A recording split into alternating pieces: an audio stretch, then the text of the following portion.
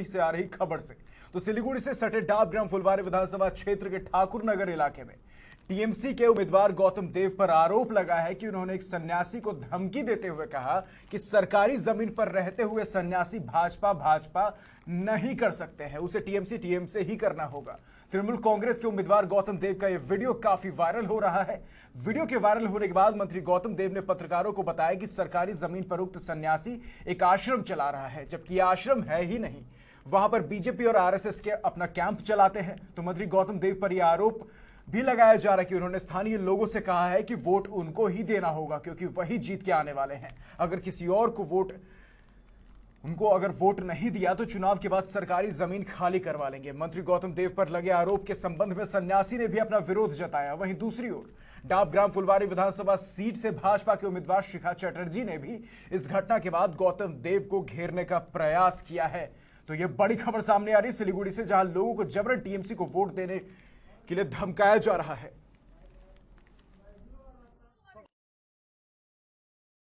একটা তথাকথিত আশ্রম চালাচ্ছে, ওটা কোনো আশ্রম নয়, একজন লোক থাকেন এবং ওখানে RSS BJP regular camp meeting ইত্যাদি হয়। এই সরকারি একটা জায়গায় ওরকম হতে পারে না, সেটাই আমি বলেছি যে আপনারা এইভাবে একটা সরকারি জায়গা, এত বড় একটা জায়গা আপনি নিচ্ছেন, আপনি এটা করছেন, পুরোটা দেখায়নি ভিডিওটা। আপনি করুন, আপনি এখানে থাকুন, কিন্তু আপনি এখানে এরকমভাবে রাজনৈতিক কর্মকাণ্ডের মধ্যে থাকবেন। तो पश्चिम बंगाल से जुड़ी तमाम खबरों पर चर्चा करने के लिए हमारे साथ कोलकाता से हमारे सहयोगी आफ्ताब बने हुए हैं, तो दूसरी तरफ सिलीगुड़ी से हमारे सहयोगी बैजू बने हुए हैं। तो बैजू, एक बड़ी खबर सिलीगुड़ी से यह सामने आ रही है, जहां टीएमसी के एक प्रत्याशी हैं गौतम देव, वो सीधे तौर पर एक सन्यासी को धमकाते दिख रहे हैं और स्थानीय लोगों को भी वो धमका रहे हैं कि अगर आप टीएमसी के पक्ष में मतदान नहीं करते हैं तो चुनाव जीतने के आने के बाद इन सभी लोगों को सरकारी जमीन से बेदखल कर दिया जाएगा। क्या कुछ पूरी जानकारी निकल कर आ रही है सामने इस पूरे मामले पर? बिल्कुल राहुल, ये घटना दोपहर की है जब डाबग्राम फुलवारी विधानसभा क्षेत्र के तृणमूल कांग्रेस के उम्मीदवार गौतम देव जब अपने क्षेत्र में प्रचार करे तो उन्हें अचानक जो एक सन्यासी सामने नजर आए और उस सन्यासी को देखते ही जो है गौतम देव जो है भड़क गए और गौतम देव ने उनको ये कहा कि अगर आप सरकारी जमीन में आश्रम चला रहे हैं तो आपको जो है तृणमूल कांग्रेस को ही वोट देना होगा, भाजपा को वोट नहीं दे सकते।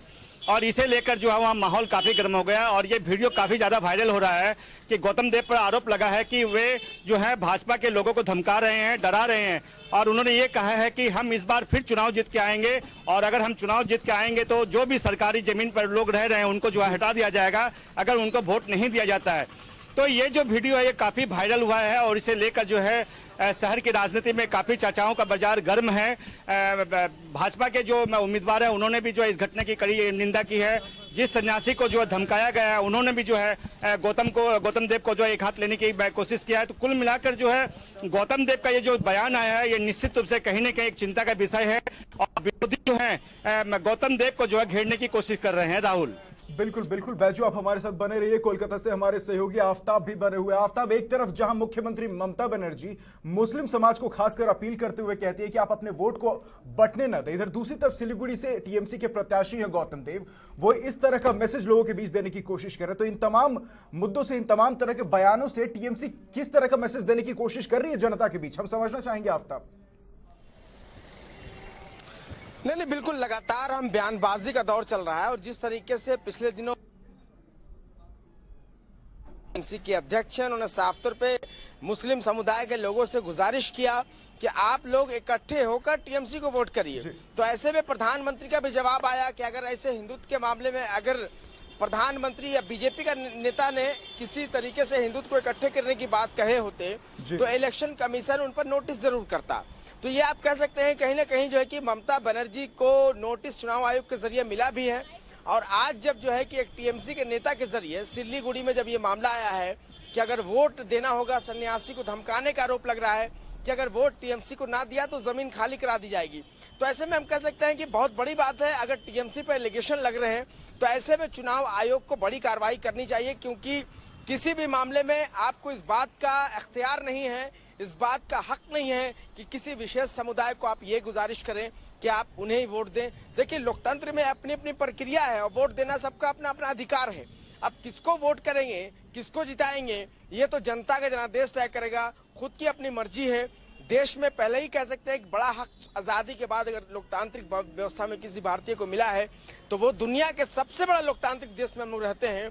और अधिकार हमको है कि अपना एक वोट हम किसी को भी दे सकते हैं, किसी के कहने पर नहीं दे सकते हैं। और ऐसे में जब टीएमसी पे आरोप लग रहे हैं, खुद ममता बनर्जी पर भी नोटिस आयोग ने दिया है, तो ऐसे में कहीं ना कहीं ममता बनर्जी पर परेशानी बढ़ सकती है और इलेक्शन कमीशन को इस मामले पर कार्रवाई करनी चाहिए। जी बिल्कुल आफ्ताब, अब चौथे चरण का मतदान अब से कुछ ही देर में खत्म हो जाएगा। क्या कुछ आज पूरे दिन का क्रियाकलाप रहा तमाम राजनीतिक दलों का, हम जानना चाहेंगे आपसे आफ्ताब। नहीं, बिल्कुल चौथे चरण का मतदान जो है कि 10 अप्रैल को होगा। बस एक घंटे नहीं, तकरीबन आधे घंटे से कम वक्त बचा है। उसके बाद जो है कि चुनाव प्रचार का जो है कि वक्त समाप्त हो जाएगा और जो लोग प्रत्याशी खड़े हैं डोर टू डोर लोगों से बात करेंगे। तो आज दिन भर हम कह सकते हैं कि आज योगी आदित्यनाथ, जेपी नड्डा जो कि भारतीय जनता पार्टी के राष्ट्रीय अध्यक्ष हैं, उनका दौरा रहा। अभिषेक बनर्जी जो कि टीएमसी के बड़े नेता हैं और सांसद हैं और ममता बनर्जी के भतीजे हैं, उनका लोगों से गुजारिश रहा। खुद ममता बनर्जी भी लोगों से वोट मांगती नजर आई। उन्होंने साफ तौर पर कहा, तो कह सकते हैं कि आज का दिन बहुत इंपॉर्टेंट रहा भारतीय जनता पार्टी के लिए भी। और एक बड़ी खबर ये बता दें कि कल जो है कि भाजपा के जो बंगाल के जो प्रदेश अध्यक्ष हैं दिलीप घोष, उन पर जो है कि हमला हुआ, उनको हेलमेट पहनना पड़ा। तो ऐसे में कह सकते हैं कि उनके खिलाफ में जो है कि टीएमसी के 18 लोगों को इस मामले में गिरफ्तार भी किया गया है। आरोप टीएमसी नेताओं पर लगा। और आज जो मिथुन चक्रवर्ती का एक जो रोड शो होने वाला था, उसे प्रशासन ने निकलने की इजाजत नहीं दी। इस मामले को लेकर भी भारतीय जनता पार्टी के कार्यकर्ताओं ने कोलकाता में थाने का घेराव किया। तो हम कह सकते हैं कि आज का जो दिन था वो बहुत ज्यादा इंपॉर्टेंट रखता है। और ऐसे में ममता बनर्जी और उनके भतीजे अभिषेक बनर्जी ने लगातार योगी आदित्यनाथ, देश के प्रधानमंत्री नरेंद्र मोदी और जो अमित शाह हैं गृह मंत्री, उन पर निशाना साधा और कहा कि टीएमसी की सरकार लौटनी जरूरी है। लोगों से गुजारिश भी किया कि टीएमसी को ही जिताएं। और इसके साथ साथ ममता बनर्जी ने सीधे निशाना साधते हुए कहा कि हमारे सरकार को रोकने के लिए, टीएमसी को रोकने के लिए, ममता बनर्जी को रोकने के लिए बिहार, उत्तर प्रदेश और दिल्ली से जो है कि गुंडे मंगाए जा रहे हैं। तो ऐसे में एक बड़ा सवाल है। और आज शाम जो है कि आधे घंटे के बाद तकरीबन जो है बिल्कुल आफ्ताब, से कुछ ही देर में चुनाव प्रचार थम जाएगा। तो हम सीधे रुक करेंगे सिलीगुड़ी। बैजू हमारे साथ जुड़े हुए हैं। बैजू, चौथे चरण का मतदान, चुनाव प्रचार अब से कुछ ही देर में खत्म हो जाएगा। सिलीगुड़ी में क्या कुछ तस्वीरें देखने को मिल रही है चुनाव को लेकर?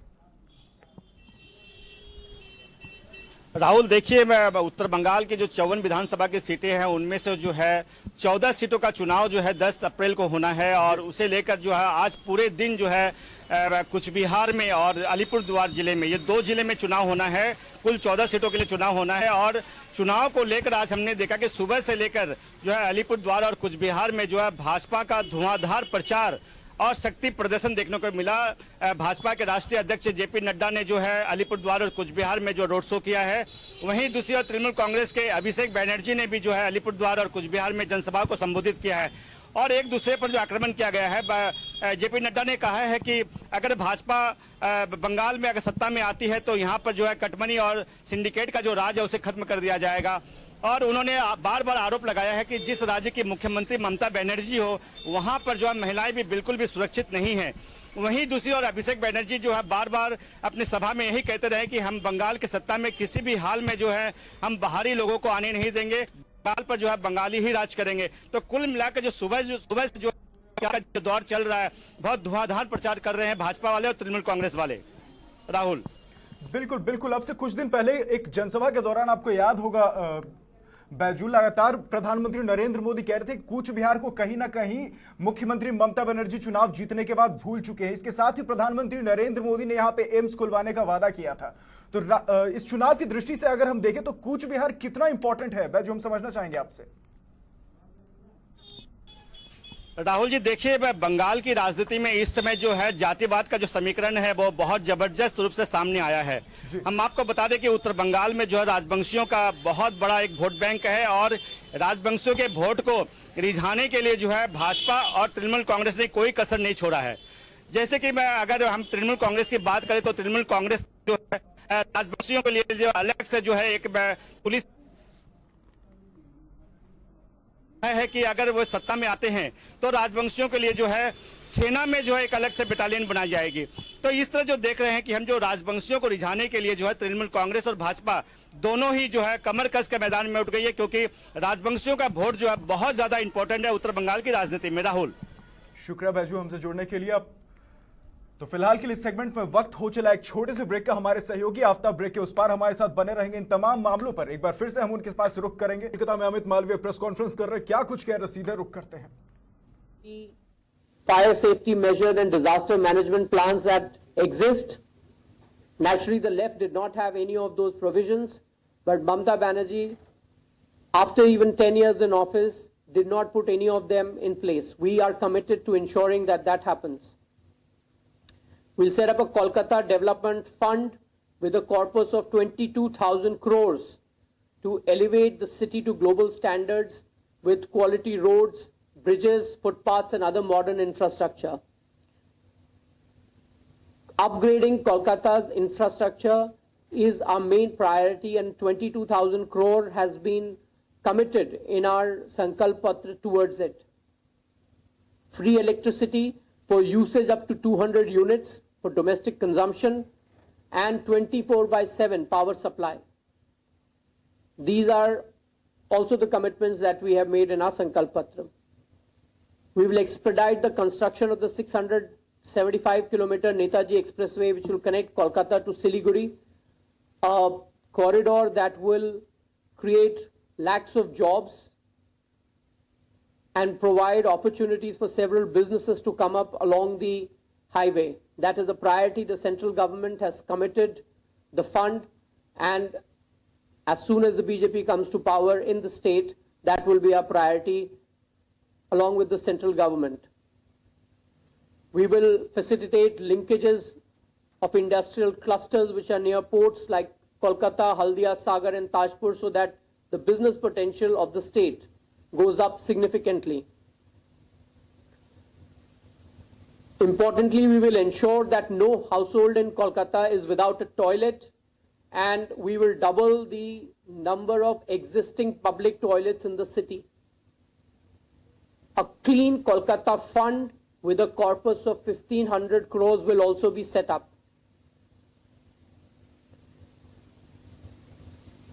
We have also committed 1,000 crore rupees to revive the Adi Ganga river near Kalighat.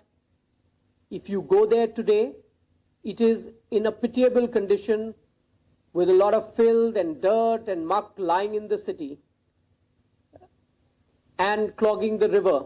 We are going to ensure that it is rejuvenated and rebuilt. 100 crore fund to ensure beautification and maintenance of public parks. 500 crores for the preservation of heritage buildings in Kolkata, and we will target to get them tagged as heritage city monuments from the UNESCO.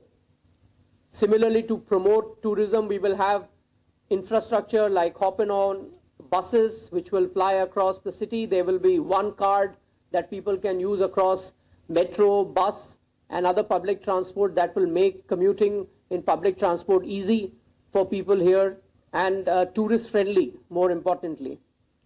We will promote the vibrance of Durga Puja and introduce tours with government certified guides across major pandals in Kolkata.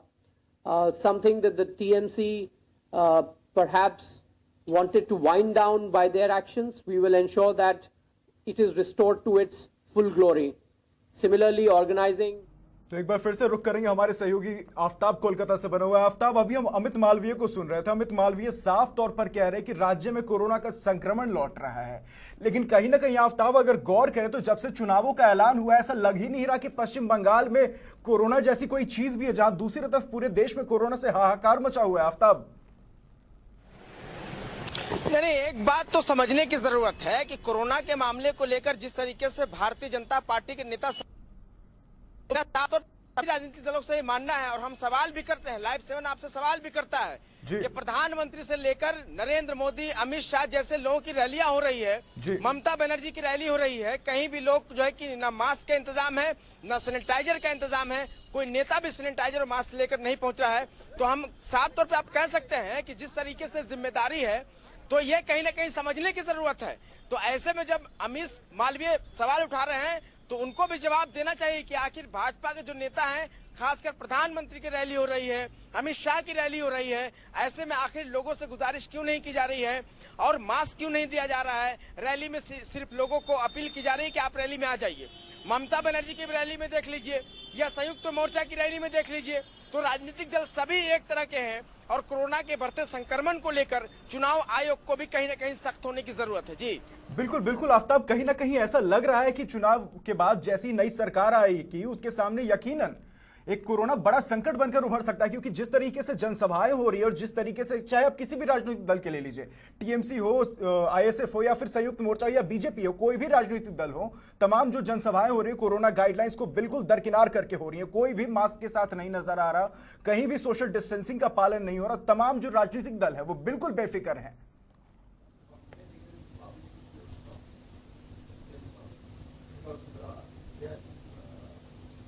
हमारे पास भी ये mask है और सवाल ये है कि हम अभी लाइव कर रहे हैं इसलिए हमको दिखाना जरूरी है। अपने चेहरे से मास्क हमने थोड़ी देर के लिए हटा लिया है, लेकिन सवाल ये बड़ा है, बिहार, उत्तर प्रदेश, मध्य प्रदेश के इलाके जो देख रहे हैं, खासकर बहुत बड़े मामले, बड़े संक्रमण के मामले, बड़ी संख्या में लोग बीमार हो रहे हैं। ऐसे में चुनाव आयोग को कहीं ना कहीं सख्त कदम उठाने की जरूरत है, और नहीं तो पश्चिम बंगाल में इलेक्शन हो जाएगा, सरकार चाहे जिसकी भी बनेगी, तो कहीं ना कहीं बड़े तरीके से संक्रमण सामने आएगा और बहुत बड़ी संख्या में यहाँ लोग मर सकते हैं। तो ऐसे में सवाल भारतीय जनता पार्टी से भी है, संयुक्त मोर्चा के नेताओं से भी है, टीएमसी के नेताओं से भी है कि आखिर रैलियां तो आप कर रहे हैं लेकिन ना सैनिटाइजर का इंतजाम है और ना मास्क का इंतजाम है। बिल्कुल आफ्ताब, तमाम जानकारी के लिए शुक्रिया। तो यकीनन तमाम राजनीतिक दलों को समझने की जरूरत है कि कोरोना आपके चुनावी मौसम को देखते हुए नहीं आ रहा है, कोरोना से सबको बचने की जरूरत है। आप तमाम लोगों से अपील करिए कि आप जनसभाओं में अगर आइए तो सोशल डिस्टेंसिंग का पालन करिए, मास्क और सैनिटाइजर का इस्तेमाल करिए।